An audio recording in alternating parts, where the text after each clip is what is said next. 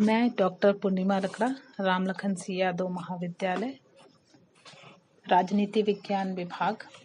आज मैं सेमेस्टर 2 के विद्यार्थियों के समक्ष उनकी core paper 4 Indian government and politics, भारतीय शासन एवं राजनीति के तीसरे अध्याय मौलिक अधिकार पर चर्चा करूंगी। मौलिक अधिकार क्या है, उसके अर्थ और मौलिक अधिकार क्यों आवश्यक हैं, उनके महत्व एवं भारतीय संविधान में मौलिक अधिकारों के प्रकार।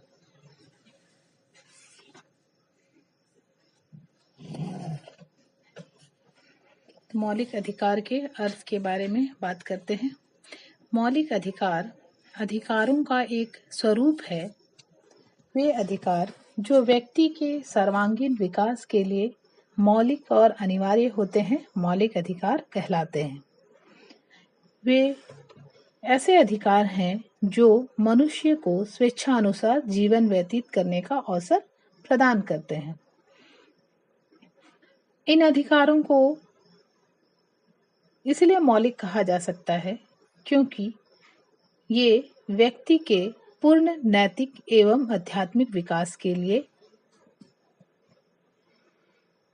बहुत आवश्यक हैं।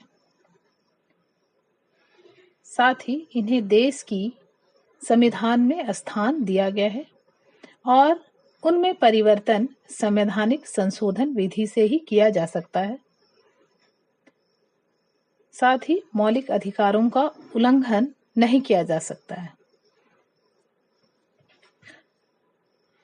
अर्थात यदि मौलिक अधिकारों का हनन होता है या तो उल्लंघन होता है तो न्यायपालिका उस व्यक्ति को दंडित कर सकती है।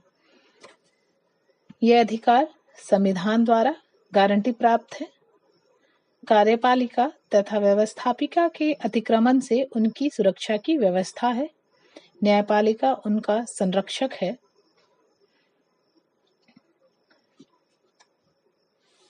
मौलिक अधिकारों के महत्व के बारे में यदि हम बात करेंगे तो मौलिक अधिकार लोकतंत्र की आधारशिला है और भारत में लोकतंत्रीय व्यवस्था है।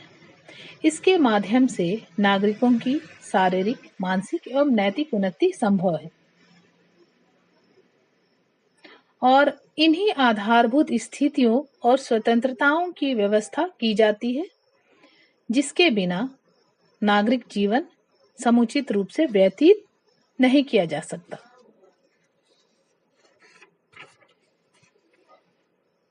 अब हम बात करेंगे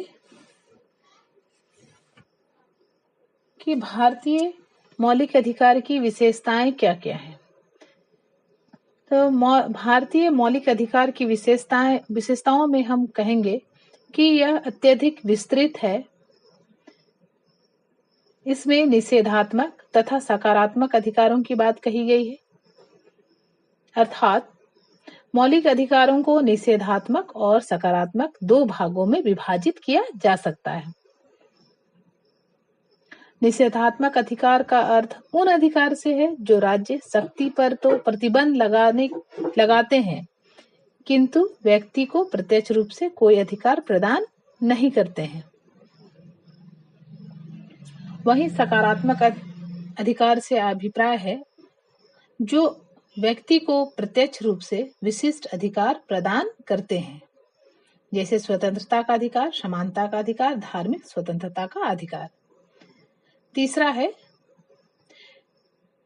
ये जो अधिकार हैं निर्बाध नहीं है। संविधान में वर्णित मौलिक अधिकार निर्बाध नहीं है।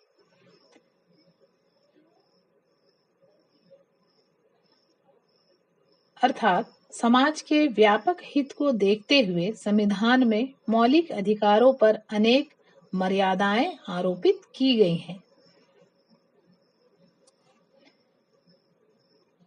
मौलिक अधिकारों को लागू करने के लिए संवैधानिक व्यवस्था की गई है। अर्थात संविधान निर्माताओं ने मौलिक अधिकारों की व्यवस्था देने के साथ साथ उनको लागू करने की भी व्यवस्था की है। इसके लिए संविधान के अनुच्छेद 32 के अनुसार संवैधानिक उपचारों का अधिकार स्वयं मौलिक अधिकार के रूप में दिया गया है।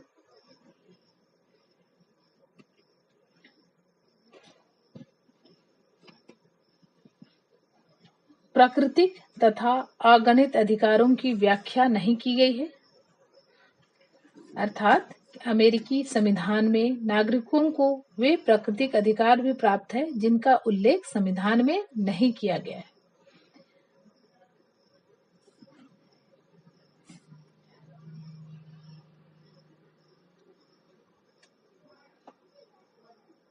भारतीय मौलिक अधिकारों की विशेषताओं में हम बात करेंगे तो और एक है कि मौलिक अधिकारों का संवैधानिक संशोधन, अर्थात मौलिक अधिकारों को संवैधानिक संशोधन के द्वारा उसमें सुधार भी किया जा सकता है, संशोधन लाया जा सकता है। और है कि मौलिक अधिकारों का निलंबन, संविधान में वर्णित मौलिक अधिकार निलंबित भी किए जा सकते हैं, अर्थात आपातकाल की स्थिति में उनको निलंबित किया जा सकता है।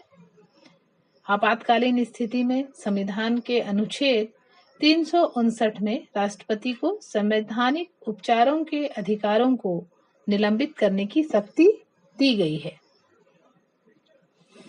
तो ये थे भारतीय मौलिक अधिकारों की विशेषताएं। क्या क्या विशेषताएं हैं भारतीय मौलिक अधिकार की। अब हम बात करेंगे भारतीय संविधान में मौलिक अधिकार। भारतीय संविधान के भाग 3 में संविधान निर्माताओं द्वारा अनुच्छेद 12 से 35 तक 7 मौलिक अधिकार प्रदान किए गए थे, किंतु 44वें संविधान संशोधन 1979 द्वारा संपत्ति के अधिकार को मौलिक अधिकार के रूप में समाप्त करके कानूनी अधिकार बना दिया गया है इसको। इस प्रकार अब भारतीय नागरिकों को केवल 6 मौलिक अधिकार ही प्राप्त हैं।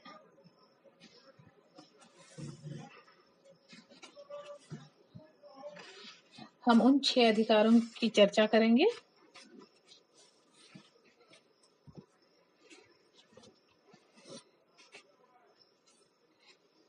संविधान के तृतीय भाग में 6 प्रकार के मौलिक अधिकारों का वर्णन है, जो कुछ मर्यादित प्रतिबंधों से घिरे हैं। संसद को इन अधिकारों के प्रयोग पर उचित प्रतिबंध लगाने के लिए संविधान में संशोधन हेतु अधिकार दिए गए हैं।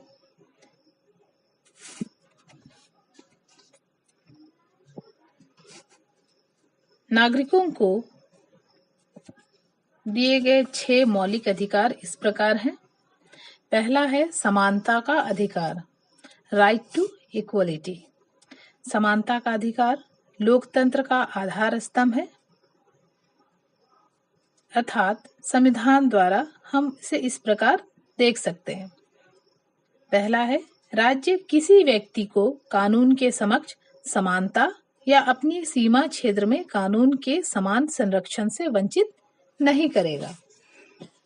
अर्थात क्या है कि भारत के राज्य क्षेत्र में राज्य किसी भी व्यक्ति को कानून के समक्ष समानता या कानून के समान संरक्षण से वंचित नहीं रह सकता है। यह अधिकार सभी व्यक्तियों को प्राप्त है, चाहे वे नागरिक हो या विदेशी। लेकिन कानून के समक्ष समानता का यह अर्थ नहीं होना चाहिए कि राज्य किसी विशेष उद्देश्य से नागरिकों का उचित तथा तर्कसंगत वर्गीकरण नहीं कर सकता।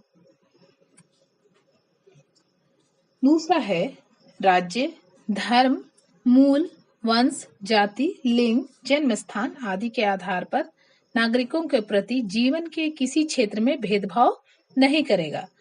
अर्थात यह निश्चित किया गया है कि किसी नागरिक को सार्वजनिक स्थल, दुकानों, होटलों,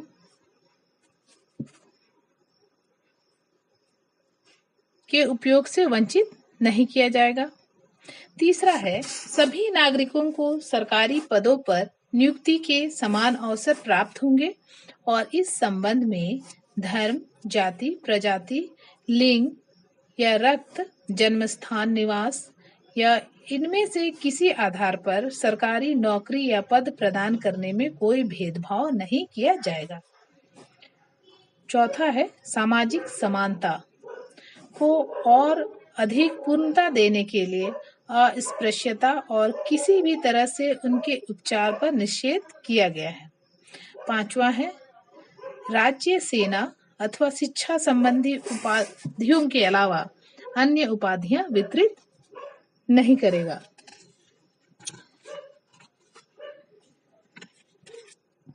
अर्थात ब्रिटिश शासन काल में संपत्ति के आधार पर उपाधियां जैसे राय साहिब, राय बहादुर, सरदार साहिब, सर खां साहिब प्रदान की जाती थी, तो भारत के नए संविधान में उनको पूर्णतः समाप्त करने का प्रावधान किया गया है।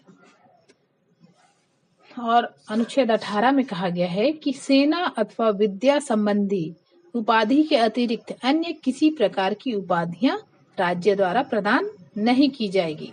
भारत का कोई नागरिक किसी विदेशी राज्य से कोई उपाधि स्वीकार नहीं करेगा।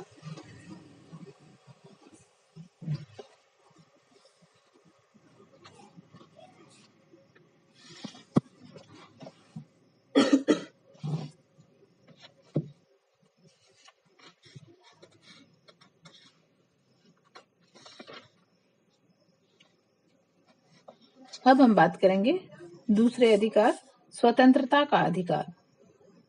दूसरा स्थान स्वतंत्रता के अधिकार को दिया गया है। इसके अंतर्गत नागरिकों को दी जाने वाली विभिन्न स्वतंत्रताओं का उल्लेख है। 19वां अनुच्छेद सबसे अधिक महत्वपूर्ण है, जिसमें नागरिकों के 6 स्वतंत्रताओं का वर्णन किया गया है, और ये है भाषण एवं अभिव्यक्ति की स्वतंत्रता,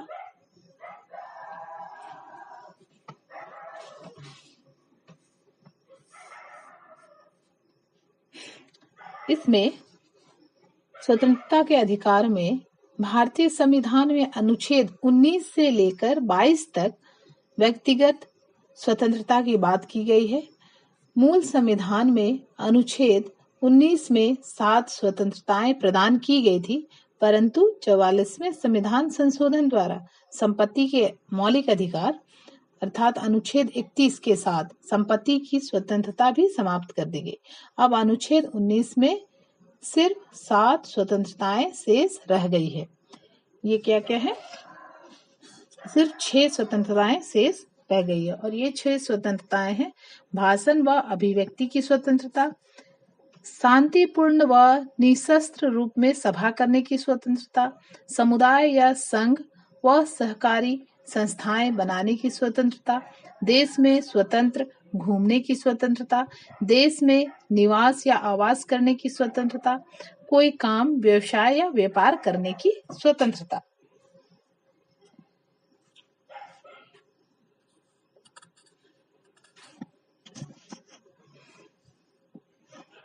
दूसरा है नागरिकों को अपराध की दोष सिद्धि के विषय में संरक्षण प्रदान किया गया है। इसके अंतर्गत किसी व्यक्ति को उसी कानून के तहत पकड़ा जा सकता है जो उसके द्वारा किए गए अपराध के समय लागू होगा। दूसरा है किसी व्यक्ति को एक अपराध के लिए एक से अधिक बार दंडित नहीं किया जा सकता। तीसरा है किसी अपराध में अभियुक्त को स्वयं उसके अपने विरुद्ध गवाही देने के लिए बाध्य नहीं किया जा सकता है। तीसरा है किसी व्यक्ति को उसके जीवन तथा व्यक्तिगत स्वतंत्रता से विधि द्वारा स्थापित प्रक्रिया से वंचित नहीं किया जा सकता है। चौथा है 2002 में 66वें संविधान संशोधन में कहा गया कि राज्य अपने कानून द्वारा 6 से 14 वर्ष तक के बच्चों की मुफ्त व अनिवार्य शिक्षा की व्यवस्था करेगा। पांचवा है संविधान नजरबंद किए गए या बंदी बनाए गए व्यक्ति को कुछ अधिकार देता है और वह निवारक निरोध के संबंध में किसी कानून का प्रावधान है। अर्थात बंदी व्यक्ति को यह अधिकार होगा कि उसे जितना जल्दी हो सके उसके बंदी बनाए जाने के कारण बताए जाए और यात्रा का आवश्यक समय निकालकर उसे 24 घंटों के भीतर निकटतम मजिस्ट्रेट के सामने पेश किया जाए। ऐसे व्यक्ति को अपने पसंद के वकील से परामर्श और अपने पक्ष को प्रस्तुत करने के अधिकार से वंचित नहीं किया जा सकेगा। इन सभी स्वतंत्रताओं को प्रतिबंधित करने के लिए राज्य को देश की सुरक्षा, देश की प्रभुसत्ता व अखंडता, विदेशी राज्यों के साथ मैत्रीपूर्ण संबंध, लोक प्रशासन,